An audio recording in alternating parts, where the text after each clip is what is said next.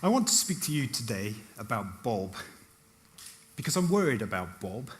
Now, Bob is a very hard-working individual. Indeed, he actually has had to travel to find his work. So he doesn't live close to his wife and family. In fact, he lives in a different country and sends his money back. But I'm not so worried about the fact that he has to work his long hours, although it would be nice if he didn't. The thing that I'm worried about is the trust that he has to place in the system.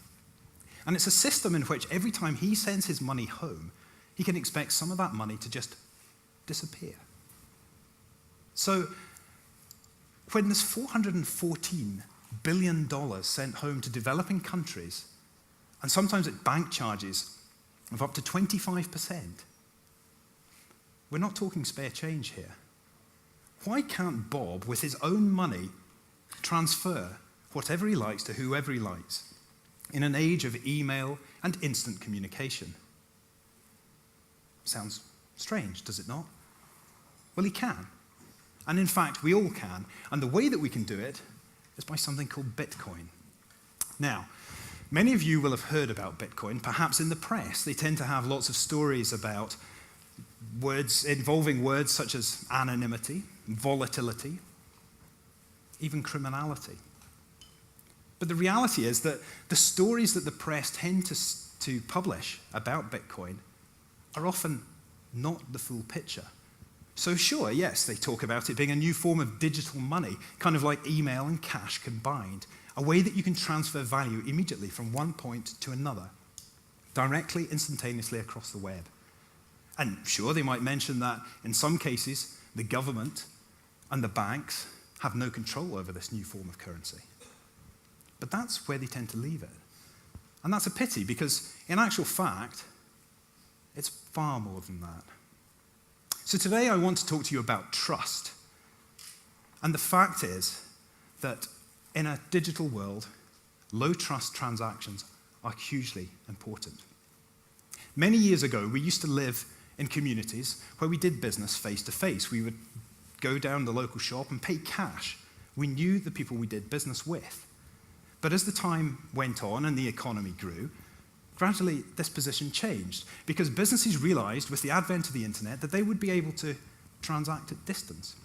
And whilst this was exceptionally useful for us as consumers, very convenient, it came at a cost. And that cost was personal trust could not scale.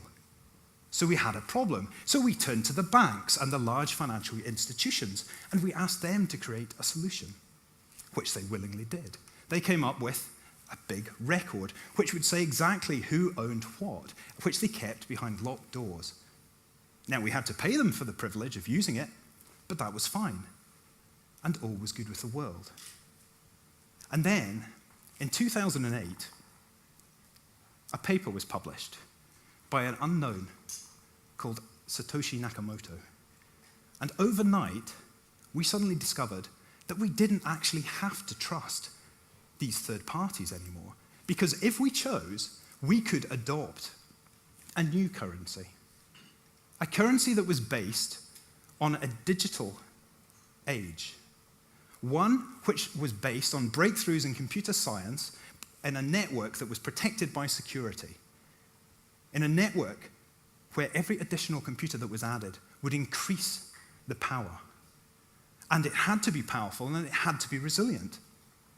Because on every single computer was contained a record of every single transaction that would ever be carried out or had ever been carried out using bitcoins. A powerful concept. And indeed, the network has become increasingly powerful. In its short time since launching, we now have a computing network that is more powerful than the combined power of the top 500 supercomputers in the world. And by putting this network together voluntarily, we've discovered a financial system which is incredibly resilient because it has no centralized organization which can be vulnerable to attack or influence. So, all very interesting. But as soon as you start playing around with money, people don't necessarily like it. There's a lot of power involved. And people are understandably attached to money It's one of man's first technologies, after all, along with the wheel and fire. And they saw it as somewhat suspicious that there was such a growth in the value of this technology. So for the first ever transaction that took place was accepted to be in May 2010, when a programmer in Florida paid 10,000 bitcoins to get a couple of pizzas. To put that in perspective, 10,000 bitcoins at today's prices, approximately, is $6.5 million. So, it's an incredible position that we're in now. But it doesn't really matter how people argue about, is it a currency or is it a money? Because the reality is that either will do. In fact, the real invention is the fact that we have an invention that underpins the currency. And this invention is truly revolutionary. So, when you create a network of computers, it's important that the computers will be able to speak to each other. They need to learn a language so that they can communicate easily. And once those language, that rule, the protocol is in place, then others can go off and build technologies on top of that level. So, for example, you may not know too much about HTTP or indeed SMTP, but I can guarantee you that you know about websites and that you've used email. So, all of this comes together to create a technology that is incredibly powerful. And now we have to work out what we're going to do with it. Because it's so powerful that it fundamentally changes the way that we can approach the development of value. It gives us for the first time the ability to transfer a unique digital asset from one point to another instantaneously without cost. Impressive stuff. But it's also impressive because it shows us a mirror. It holds up a mirror of what's happening in the rest of society. Because there's a big fundamental power shift taking place. And what's happening is there is a shift from centralized bureaucratic hierarchies of organizations to technology-driven distributed networks of individuals. And this is happening all over the place. So this is important because Bitcoin has applied this concept of decentralization to money, but in the same way, across society, we have a position whereby a centralized organization is developed to solve a problem that an individual didn't think they could solve themselves. Historically true. Think of media, think of the television and news services that we expect. An individual generally couldn't walk around and collect so much information and then share it on an international scale. So we relied on media organizations which grew up to fill the gap.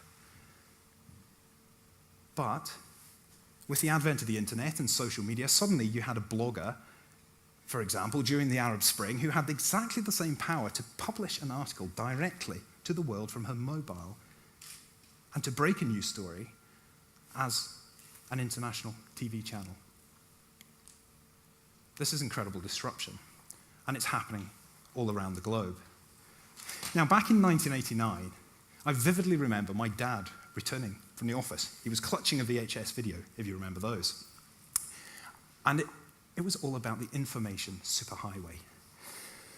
And I remember vividly sitting on the floor in the room, looking at this video that evening and watching as this pulse of cheaply colored graphics flew across the screen, and a narrator spoke of stories of this magical future where information would transfer instantly from place to place, just like that.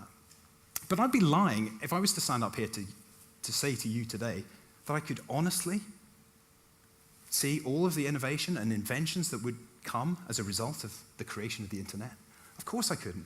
Of course I couldn't see the Facebooks, the Googles, the services that we use every single day. And we're at a similar place with Bitcoin. It's very early days. And in the same way that the first television programs were no more than us pointing cameras at people reading scripts, just as they'd done on the radio, then we don't know where this will take us. However, we do have some indication, because what has been created by this protocol, by this set of rules, is the ability to transfer a unique digital asset from one place to another instantaneously without the involvement of a third party creating expense. And we can apply that in so many places now. Because with a safe, secure transaction that we can't challenge, because it's all recorded on a central place, we can start to transfer property. And once we start to transfer property, then things get really interesting. You may have heard of the thing called the Internet of Things, and it's basically the way that physical objects are increasingly having sensors embedded within them. It enables them to be able to communicate with wireless networks. And as a result, there are more connected devices on the planet at the moment than there are people, which is pretty incredible already. But whilst the Internet of Things brings digital identity to objects, what Bitcoin does is it brings an economic identity. Now things get interesting, because now, for the first time, we can have computers, we can have machines transacting with other machines directly, no third parties. They can transact with individuals or companies. This has never been possible before. You might have heard of B2B or B2C. This is M to B, M to C, machine. And we start to herald in a new age because we have the facility to build this and welcome the arrival of autonomous agents. Now, autonomous agents are effectively computers that own themselves. Bear with me. And what they need to do is to have the capacity to buy or to receive and send money so that they can buy the services that they need to keep themselves alive. So, an example would be a self-driving car, for example, could go out, trade itself on the network, have passengers jump in, jump out, pay it in Bitcoin. The car could then use that digital currency and pay a garage directly for a service that it needs, such as an MOT. Crazy stuff, perhaps, but let's bring it back to the present day. Why is Bitcoin important now? Well, it's important now if I ask you this one question, which is, who do you trust with your personal data? Because the reality is that I'm not asking, do you trust somebody to be honest, or a company to be honest, to look after your details? I'm asking whether you trust them to be 100% secure from hacking.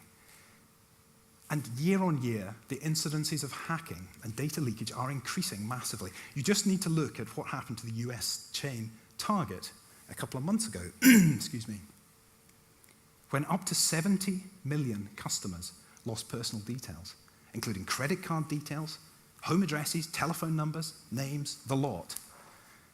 You can't trust someone else with your details. It's almost impossible. But yet we hand them out when we enter into credit card transactions. If those customers had been using Bitcoin, that would not have happened, because with Bitcoin, in exactly the same way as if you're using cash, you do not tie your identity to a transaction. However, let's not pretend that this innovation is all about shopping. It is far bigger than that. And the reason it is bigger is because 1 billion people in this world have access to banking facilities. That means that 6.5 billion are prevented from accessing the global financial community. Bitcoin changes that in an instant. Suddenly, it gives everybody the capacity to act as their own bank. It gives them access to a currency that is not restricted, doesn't care who they are, doesn't care where they live, and can be accepted around the world. This is truly revolutionary, because this brings these individuals into play. All of a sudden, think of the capacity that individuals, that families, that communities have now, the potential to work themselves out of a state of poverty. And you might say, well, how is this going to happen? How will they adopt the technology? 87% of the people in Africa have a mobile phone at present, according to the Bill and Melinda Gates Foundation.